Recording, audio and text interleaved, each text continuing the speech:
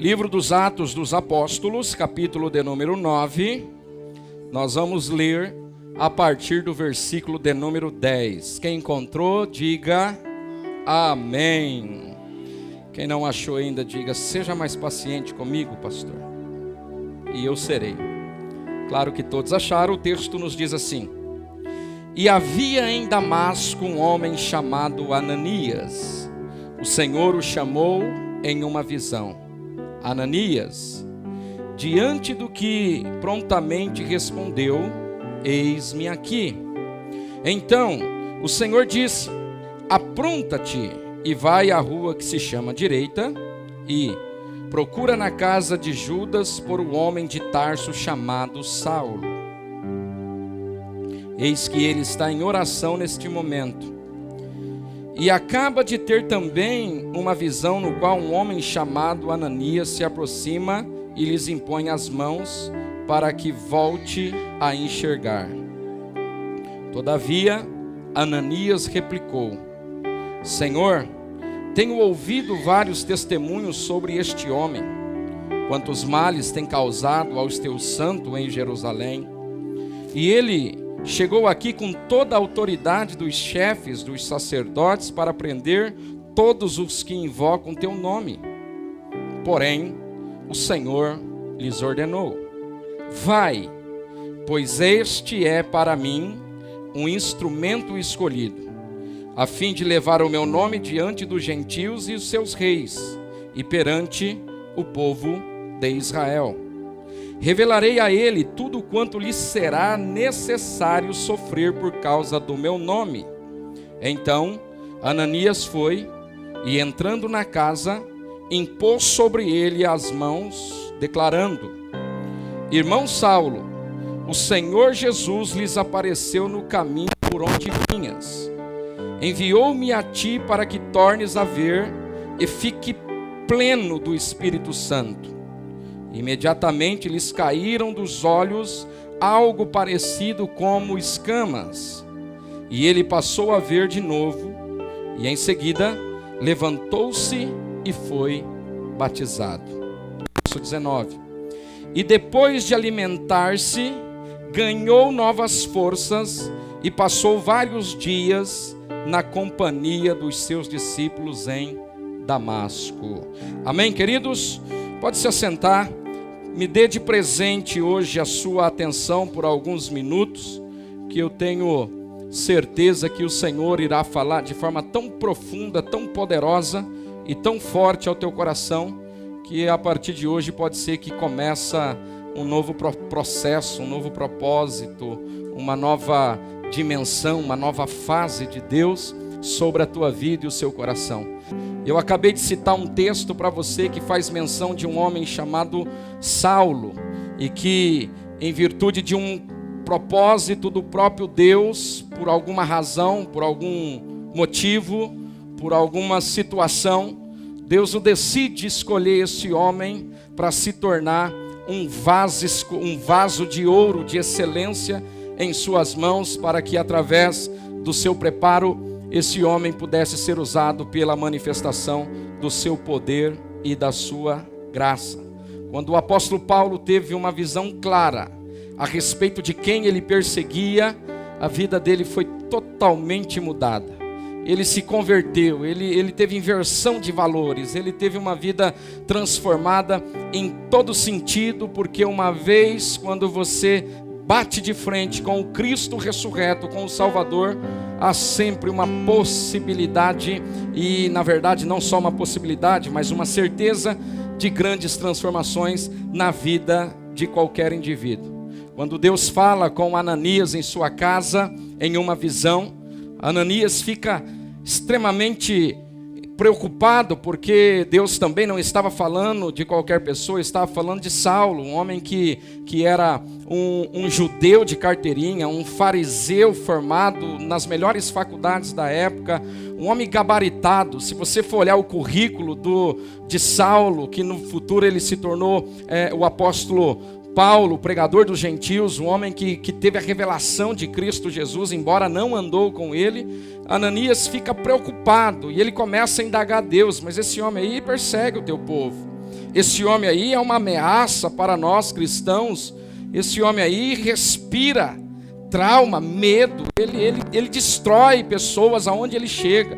E agora o Senhor vem dizer para mim que ele teve um encontro contigo, que ele teve uma revelação contigo, e que é para mim ir lá onde ele está, tocar a vida dele, e a partir disso ele se tornar o pregador, o apóstolo do gentil.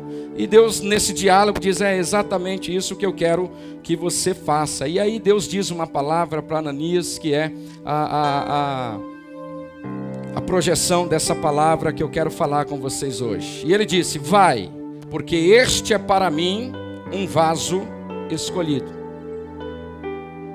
Vai, porque este é para mim um vaso escolhido. Esse vaso escolhido é alguém que Deus o chama para preparar, para treinar, para desenvolver nessa pessoa a sua própria essência, a sua própria vida, a fim de que essa pessoa se torne um instrumento na mão de Deus para poder tocar vidas e transformar pessoas no que diz respeito ao seu próprio chamado. Esse vaso escolhido que a Bíblia está falando é alguém que Deus escolheu para estabelecer o seu governo, o seu reino, através da vida de uma pessoa simples, comum, como também foi o apóstolo Paulo. E agora eu não sei quais são os critérios de eleição de Deus. Uma das coisas que eu posso garantir para vocês, que o critério da eleição de Deus, da maneira como Deus escolhe e da forma como Deus o chama, foge da minha compreensão humana. Porque eu sou preconceituoso. Você é preconceituoso. Nós somos preconceituosos. Por quê? Porque nos nossos critérios de eleição para convocar e convidar alguém para trabalhar junto conosco, nós temos alguns critérios. E esses critérios se baseiam na sua capacidade, esses critérios se baseiam no seu preparo, esse critério se baseia nas afinidades que temos um para com o outro, e na maioria das vezes nós só convocamos pessoas para trabalhar do nosso lado se tiver química. Se a gente olhar para essas pessoas e perceber: bom, eu acho que eu posso investir nesse porque esse é bom, esse é bonito, esse ele tem assim um linguajar seleto, polido, refinado, essa pessoa vai trabalhar comigo. E eu não sei por qual razão Deus escolheu o apóstolo Paulo, mas o que eu posso dizer é que quando Deus escolhe alguém, Deus decide treiná-lo. Nos meus critérios, por ser preconceituoso, eu não acredito que os meus semelhantes mudem. Você não acredita que os teus semelhantes mudem. Nós dizemos tanta baboseira a respeito da outra pessoa, porque nós em si não acreditamos que há possibilidade de mudança na vida dos nossos semelhantes. E eu fico feliz porque quando Deus nos escolhe, nos chama, Ele não quer saber se eu tenho preparo, se eu não tenho, se eu vim de uma família rica ou de uma família pobre. Deus não quer saber se eu tenho ou deixo de ter. Deus, Ele simplesmente nos chama. E eu quero louvar a Deus porque eu estou diante de eleitos e eleitas de Deus aqui nessa noite, amém? Eu posso ouvir um amém, um aplauso ao Senhor e um brado de júbilo. Então, quando Deus chama o apóstolo Paulo, Deus se revela a ele como: eu sou Jesus, a quem tu persegue. A partir do momento que Deus elegeu o apóstolo Paulo para ser o apóstolo do gentil, Deus decide treiná-lo. E é exatamente nesse texto que nós acabamos de ler que nós vemos o início do apóstolo Paulo, o início do seu chamado, da sua vocação e do seu ministério. Porque tudo na vida tem que ter o início, tudo na vida tem que ter começo, tudo na vida tem que ter a origem das coisas. Nada acontece na vida de alguém que não seja a partir do princípio de que ele foi chamado por Deus para viver algumas coisas poderosas nele. Ninguém cai, ninguém está onde está porque caiu de paraquedas. Ninguém está vivendo algumas coisas que está vivendo hoje porque é bonito, porque se preparou, porque se dedicou em algumas coisas. Pode ser que sim, mas na verdade quando Deus chama, e eu quero usar o exemplo do apóstolo Paulo, quando Deus chama o apóstolo Paulo, que o elege, agora ele precisa passar por um processo de treinamento. E o treinamento de Deus não é como o treinamento dos homens. O treinamento de Deus é intensivo. Vamos repetir isso junto. O treinamento de Deus é pauleiro, irmão. Tem gente que acha que Deus vai treinar ele só com água de coco, sombra e piscina. Tem pessoas que estão imaginando que Deus o chamou e que agora Deus revelou para você um ministério lindo, brilhante, bonito, glorioso, maravilhoso, e agora você está assim, com tanta sede ao pote, que você não consegue medir as consequências dessa vocação e desse chamado que Deus o fez. O treinamento é intensivo. Em outras palavras, eu poderia dizer, quando Deus chama alguém, esse alguém vai precisar trilhar algumas fases para chegar aonde Deus quer. Para mim iniciar, eu quero perguntar para você: você está preparado para as fases que virão adiante de ti? É como que se fosse um jogo. Quem aqui já jogou Mario Brother? Hã? Já jogou? Apesar que a piazada agora você quer jogar futebol, né?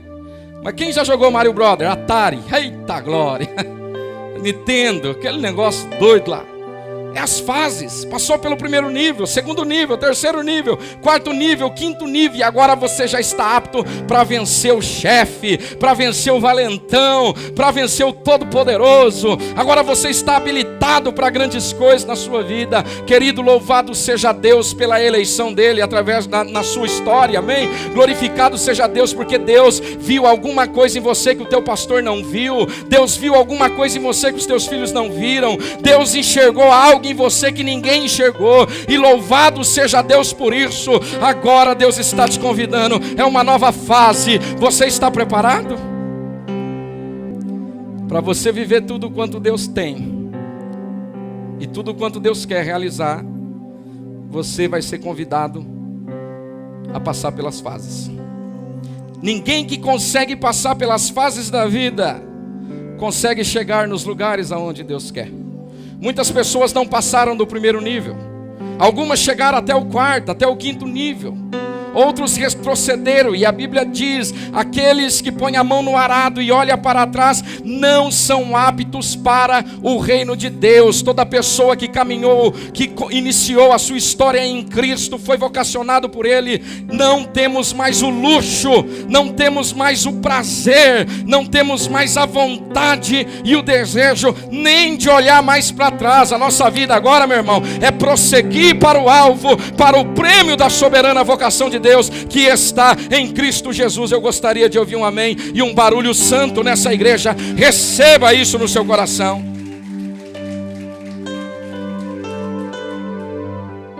Somente depois de você ser treinado por Deus, você estará apto para se tornar um instrumento em suas mãos. Qual é a razão de Deus começar a te usar? Qual é o motivo de Deus começar a fazer alguma coisa na sua vida agora? Embora eu acredito que Ele pode, embora eu creio que Ele tem condições de levantar alguém da noite para o dia. Eu cheguei na igreja numa quarta-feira à noite. Na quinta-feira eu estava convertido. Na quinta-feira, na quarta-feira eu namorava, eu me prostituía, eu bebia, eu enganava, eu passava as pessoas para trás. Na quinta-feira eu larguei de namorar, eu parei de me prostituir, eu parei de beber, eu parei de mentir, parei de fazer um monte de coisa. E eu pensava comigo: rapaz, se isso aconteceu agora, tão rápido, a minha vida vai ser um estouro. E foi. Mas o melhor estouro tem sido o fato de Deus me ensinar a lidar com o tempo. Tem gente que é péssima em lidar com o tempo. Tem pessoas que são horrorosas em lidar com o tempo, porque o tempo é algo que foge da compreensão humana. Deus nunca vai usar alguém para abençoar o outro, se não treinar você primeiro. Porque primeiro Ele quer fazer em você, e depois que Ele fazer em você, Ele vai começar a fazer através de você. O engraçado é que a gente quer fazer nos outros aquilo que nem Ele fez em nós ainda. O problema é que a gente quer ministrar os outros sem antes nunca ter sido ministrado por aquele que nos chamou. Então Deus vai nos treinar, Deus vai nos equipar, Deus vai nos preparar. Quando Ananias foi até o local, a rua direita, onde o apóstolo Paulo estava, ali começa o processo de Deus na vida do apóstolo Paulo. E não foi rápido, não foi da noite para o dia. Então hoje eu gostaria de falar com você, trabalhar um assunto que me custa muito falar, porque eu sempre serei cobrado por aquilo que eu falo. Ninguém nunca vai ser cobrado por aquilo que não fala, mas a partir do momento que você falou, você vai ser cobrado em função daquilo que você fala. Tem muita gente de olho em nós, tem muitas pessoas de olho na gente, tem muitas pessoas trabalhando 24 horas com seus olhos focados, esperando o momento da gente cair, esperando o momento da gente escorregar um pouquinho. E isso me traz um peso muito grande, porque o que eu falo aqui, eu tenho que falar com propriedade, não só do que eu ouvi, não só do que eu li. Eu tenho que falar sobre a propriedade daquilo que eu tenho procurado dia após dia viver em Jesus. Deus nunca fará nada através de você se Ele não fazer em você primeiro. Porque se Ele fazer através de você sem antes fazer em você, uma hora ou outra você vai perder o fio da meada e você vai escorregar em algum lugar. Mas quando Deus treina um homem, eu amo ouvir homens treinados por Deus. Quando Deus treina alguém, é diferente. E hoje eu quero falar sobre duas coisas, duas maneiras de pregar o evangelho ou de anunciar o reino. Duas maneiras que me projeta para anunciar o reino de Deus. Existem duas formas de anunciar. A primeira é anunciar com a voz. Como Deus queria preparar o apóstolo Paulo para coisas maiores, essa primeira parte não funcionou para ele, e também para nós não pode funcionar.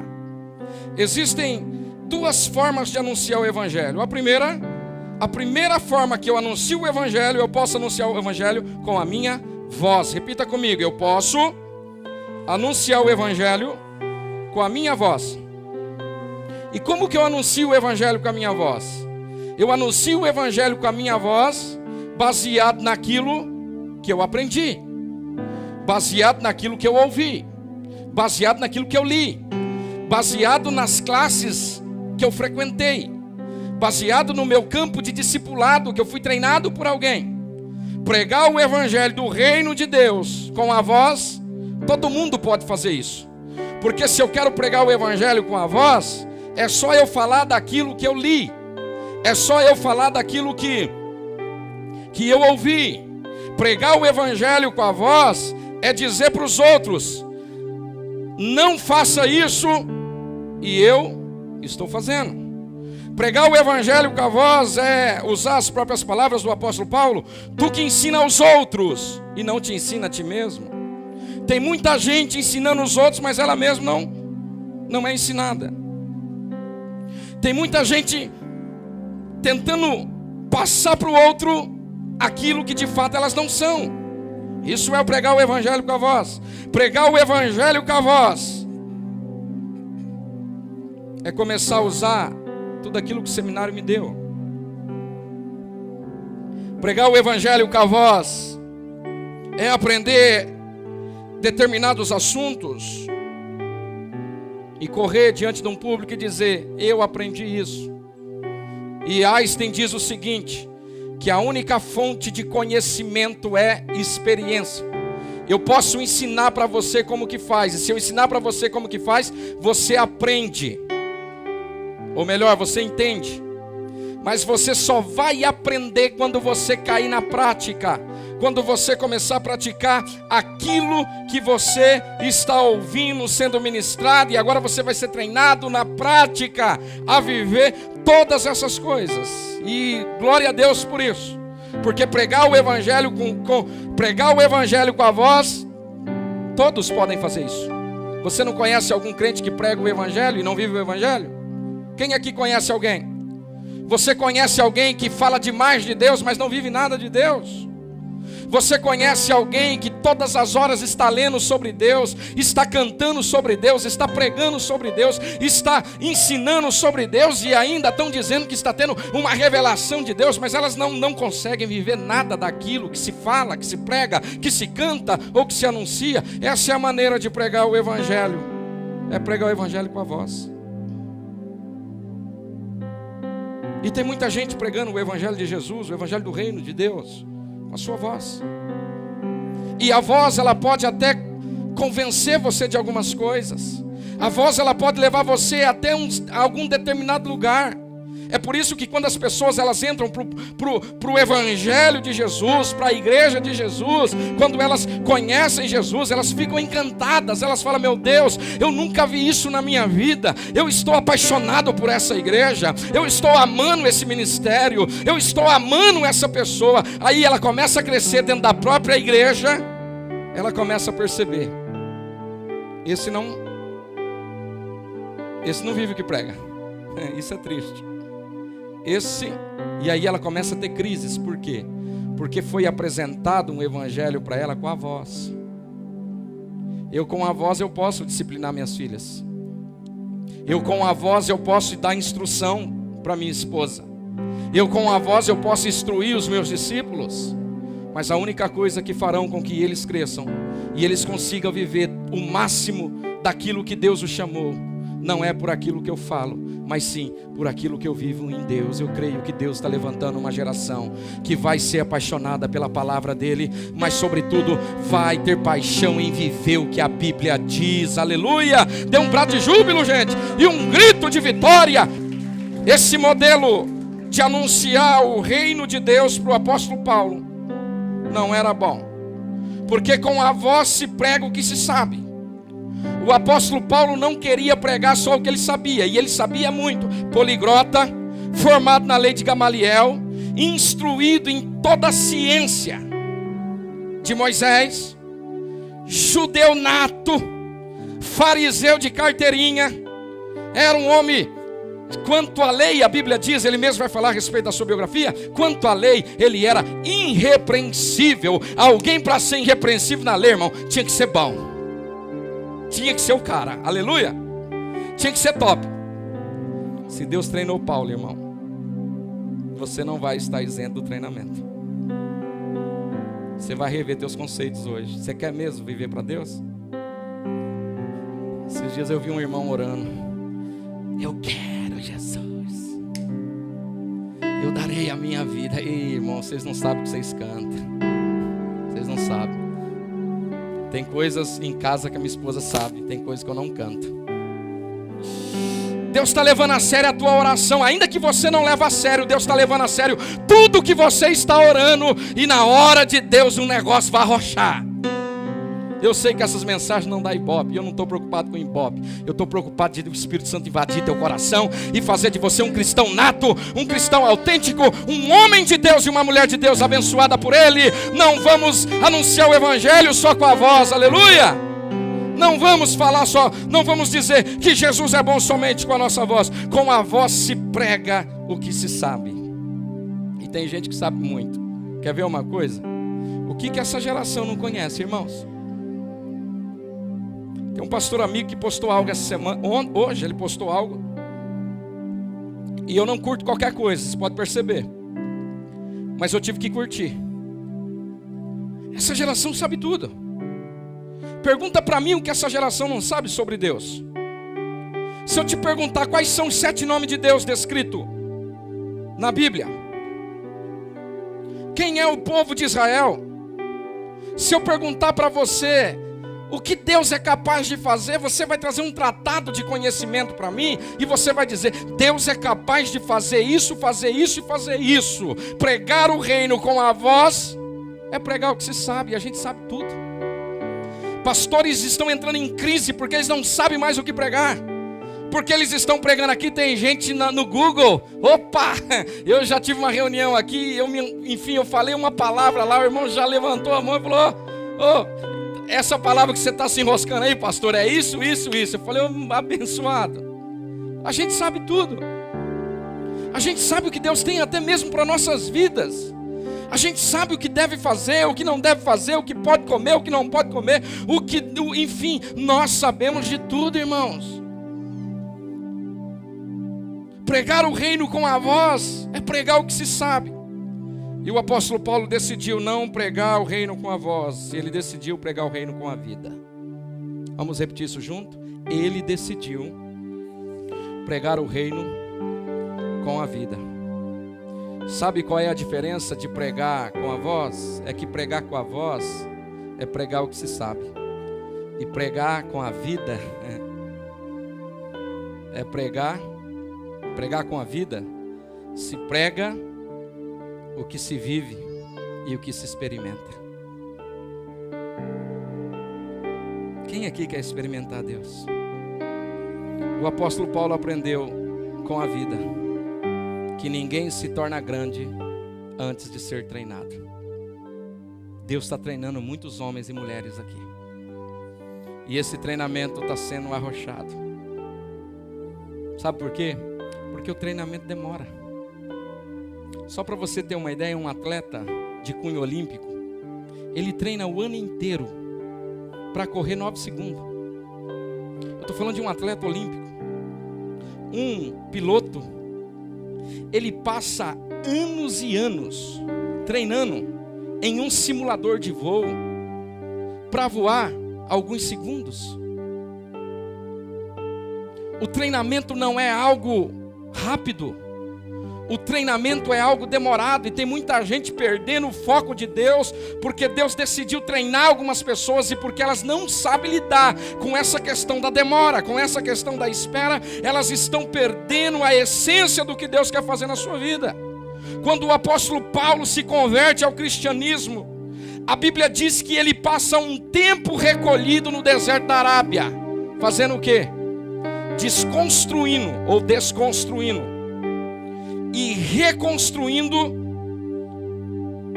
novas maneiras de pensar a respeito da vida.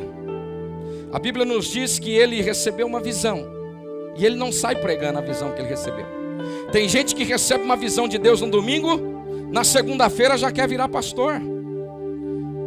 Tem gente que recebe uma visão de Deus num ano, no outro ano quer sair aí. É essa garotada dos youtuber, quer sair aí pregando, quer sair aí falando, e eles estão errados no que eles falam? Não, eles estão certos, porque eles conhecem muito, mas eles nunca tiveram experiência, irmão. Essa geração é uma geração que conhece muito, mas é uma geração de pouca experiência. Quem sabe o que eu estou falando aqui? Esses dias eu tenho pessoas solteiras aqui, então eu sou realista, eu quero ensinar vocês. Esses dias um jovem chegou em mim e falou o seguinte: pastor, eu não vejo a hora de casar. Faz 2 meses que eu estou solteiro. Eu quero casar. Falei, tá, mas tem alguma pretendida? Ele falou, tem. E Deus falou que eu vou casar logo. Falei, mas 2 meses, irmão, vai ganhar de mim, eu casei em 3.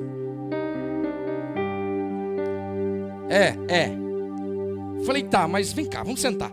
Você quer casar pra quê? Ou por quê?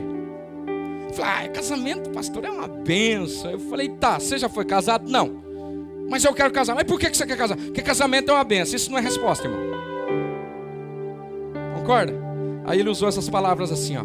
O senhor sabe, né, pastor, que eu sou cristão, né? Falei, meia boca, mas é. O senhor sabe que eu sou cristão, né? E o senhor sabe que eu sou tentado todo dia, né? Falei, como que se ele fosse o último, a bolacha do pacote, né? Só ele é tentado. Falei, sei. Ele falou assim, eu não suporto essa tentação, pastor. Falei, legal. Então você quer casar por quê? Responde logo. Ele falou assim, eu quero casar para fazer sexo. Aí a experiência nos ensina, irmãos, quem aqui é casado?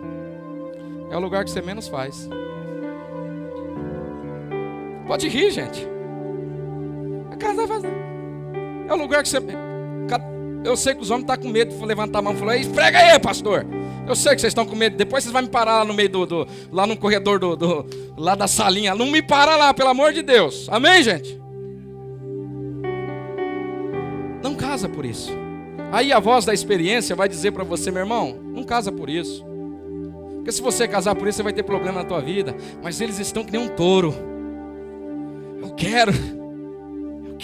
eu vou. Aí a voz da experiência vai dizer, não trilha esse caminho não, porque esse caminho vai te levar a isso. E se você trilhar isso, existem 3 maneiras de aprender. Vamos lá comigo, anote isso que isso vai mudar a tua vida. Existem 3 maneiras de aprender, a maneira fácil, a maneira difícil e a maneira trágica. Essas são as instruções de Salomão. A maneira fácil é aprender com o erro dos outros. A Bíblia diz que o tolo, o sábio aprende com o erro dos tolos, e os tolos aprendem com os seus próprios erros. Ou seja, a maneira fácil é aprender com o erro dos outros. Se os outros errou, irmão, não precisa se errar. Se os outros teve problema na vida e você trilhar o mesmo caminho, é claro que você vai ter as mesmas consequências daquele caminho que o cara passou. Pastor, meu pai era e eu não vou seguir o caminho do meu pai. Aí você começa a trilhar o mesmo caminho do teu pai. Sabe qual vai ser o resultado? O mesmo resultado do teu pai vai ser o teu. Então o sábio aprende com o erro dos tolos. Tem caminhos que eu não preciso passar, porque se eu olhar o do errando, eu não preciso caminhar o caminho que ele está caminhando, porque eu aprendi. Essa é a maneira fácil. A maneira difícil, descrita por Salomão, é que o tolo aprende com seus próprios erros. A maneira difícil é quando você aprende com seus próprios erros. Quem aqui já aprendeu com seus próprios erros? Dói ou não dói? Eu estou ensinando, eu estou sendo um instrutor para você. Eu estou ensinando, aprenda da maneira mais fácil que existe. O sábio aprende com o erro dos outros. A maneira fácil é aprender com o erro dos outros. A maneira difícil é aprender com seus próprios erros. Pastor, e qual é a maneira trágica? A maneira trágica, Nelson, é quando você não aprende nem com o erro dos outros, nem com o seu. Continua quebrando a cara. Eu quero aprender da maneira fácil. E você? Deus nos dá a opção. É mentira para você que falaram que casamento nasce pronto. É mentira para você que falaram que igreja nasce pronto. Nós temos 7 anos, dia 28 agora, completamos 7 anos nesse lugar. E tem momentos que eu penso assim, Deus, parece que nós estamos recomeçando. A única coisa que nasce pronto nesse universo é geladeira, irmão, fogão, micro-ondas, teclado. Coisas nascem prontas. Ser humano não nasce pronto. Ser humano se desenvolve. Ser humano é preparado. Ser humano é treinado, é habilitado para tal missão. Ninguém nasce pronto. Você não nasceu pronto. A vida vai te formar.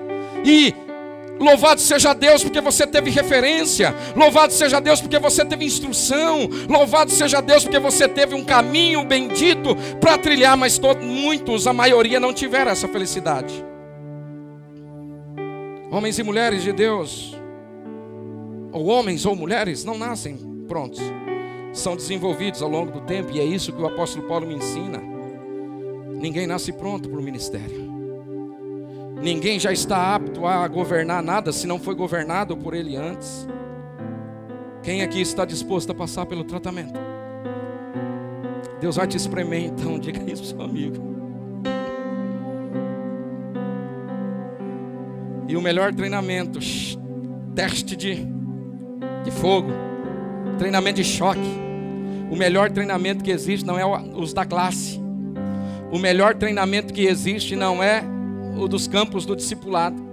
O melhor treinamento que existe é o treinamento da vida. Você está preparado? É por isso que alguns homens de Deus pediram a morte, porque a vida treina. É por isso que muita gente perde a morte. Sabe por quê? Porque não é fácil ser treinado pela vida, ser preparado pela vida. Porque a vida me ensina, a primeira coisa que a vida me ensina é a palavra superação. Vamos repetir isso junto? Superação. Se você quer viver tudo que Deus tem, meu irmão, se você não souber se superar, você não vai chegar a lugar nenhum. Casamento bom não é aquele que vive um relance de 1000 maravilhas, não. Casamento bom é aquele que é duradouro. Tudo que é duradouro é porque tem essência, é porque tem princípio, é porque tem origem. Faz 18 anos, 20, 30, 70, eu tive a felicidade de abençoar um casal que completou 66 anos de casado. Eu falei, você escalado, me ensina. Eu não vim falar de relances. Eu não vim falar de momentos. Uma coisa boa é uma coisa que dura, que tem durabilidade, que tem duração. É por isso que as irmãs gostam da Tupperware, né, irmãs? Sim ou não? O que é bom custa caro. O que é bom tem preço, ou melhor, não tem preço, tem valor. Aceita o que a vida está te propondo. Deixa Deus usar a equação do tempo para lapidar teu coração. Tem gente que é impaciente, que não suporta. Eu amo as frases de Santo Agostinho, que diz que a vida é um processo de conheça-te. Você precisa se conhecer. Você precisa saber quem você é. Tem gente que precisa parar de conhecer um pouco a vida dos outros e propor no teu coração conhecer a sua vida, meu irmão, seus limites, as suas crises, as suas dificuldades, os seus problemas. Quando você se conhece, você está apto a viver as coisas e as excelências de Deus. Eu me conheço. Você se conhece?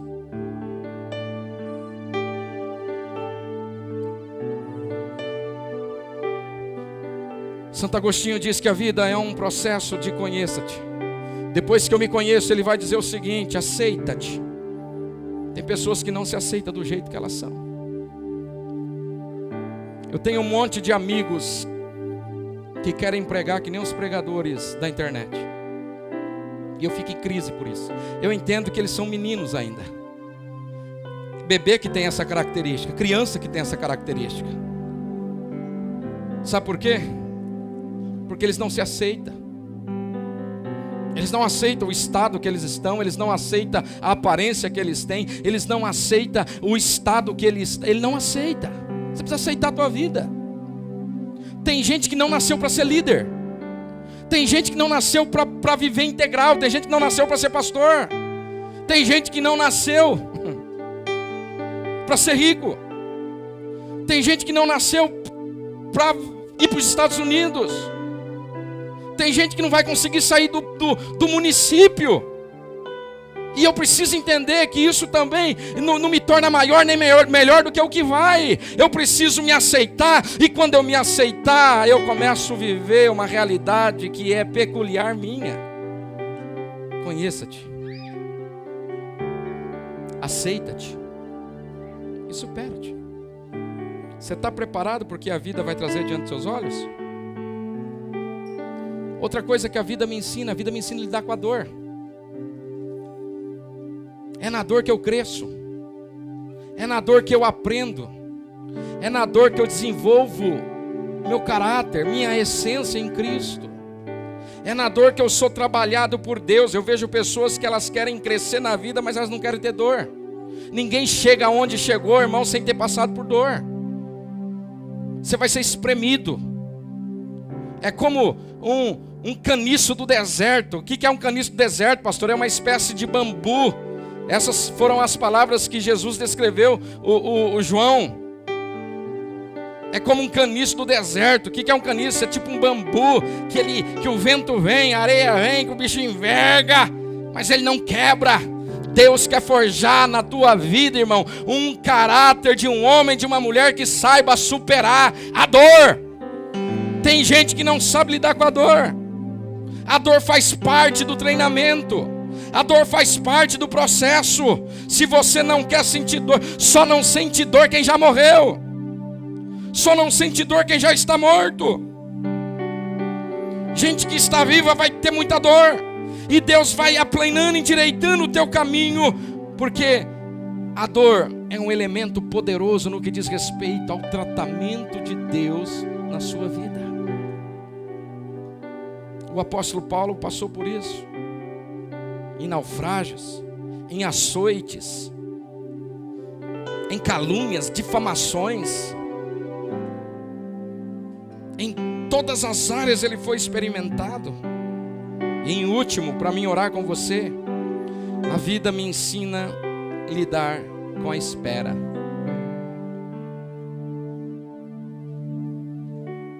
Vou repetir, a vida me ensina a lidar com a espera. Esperar dói, gente.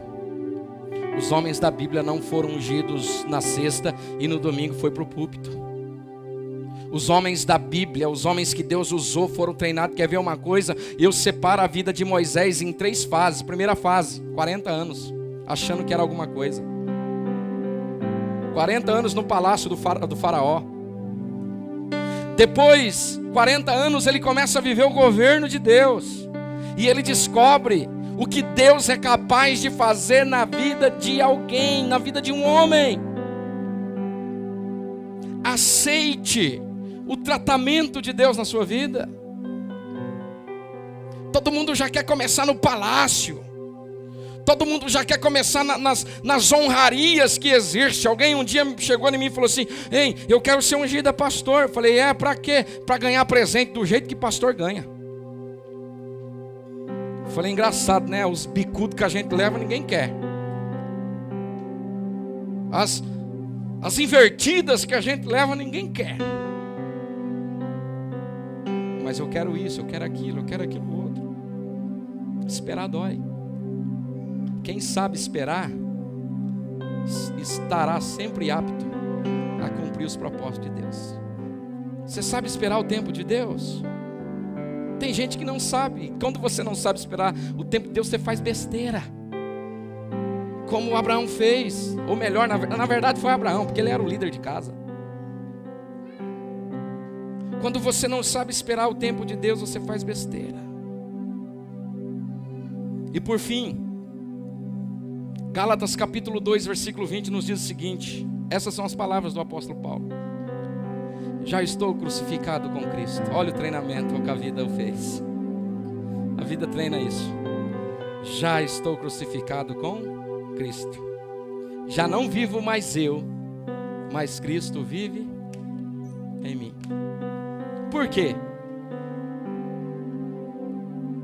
Filipenses capítulo 4, versículo 10. Essas são as palavras de Paulo. Aprendi a viver contente diante de qualquer situação. Aí o texto vai decorrer: aprendi isso, aprendi aquilo, aprendi aqui em cima, aprendi aqui embaixo, aprendi ter, aprendi não ter, aprendi estar bem, aprendi estar mal. E aí o final vai dizer como a última palavra, como todo mundo só pega o final é engraçado, né? Tem gente que só quer o final da história, né? O processo ninguém quer. E o final está escrito o quê? Tudo posso naquele que me fortalece. Quem pode? Só pode quem passa. Quem não passa não tem direito de receber. Quem não passa não tem autoridade para receber. Quem não passa não tem moral para receber. Quem não é filhinho de papai. Não é a burguesia. Não é aquela criança mimada que fala assim: eu quero, tó. É luta. Se eu não dar meus pulos e não receber as misericórdias do Senhor, tadinho de mim. Ninguém vai botar na minha família, ninguém vai colocar na minha vida, ninguém vai colocar na minha casa. Por isso que eu tenho que ser organizado, por isso que eu tenho que ser um homem de Deus, por isso que eu tenho que entrar em Deus, porque o único lugar de segurança para mim é entrar em Deus. E se eu não entrar em Deus, eu vou entrar em qualquer outro lugar, porque não tem sombra, porque não tem quem me banca. Eu tenho famílias para honrar. Eu tenho igrejas para saldar compromissos. Eu tenho milhares e milhares de pessoas que estão olhando para mim. A vida tem me ensinado que cada palavra que sai da minha boca é uma sentença que eu preciso velar por ela todos os dias. Quem quer ser usado por Deus, se prepare para Deus te moer. Se prepare para Deus te esfregar. Se prepare para Deus torcer você até que saia o melhor caldo.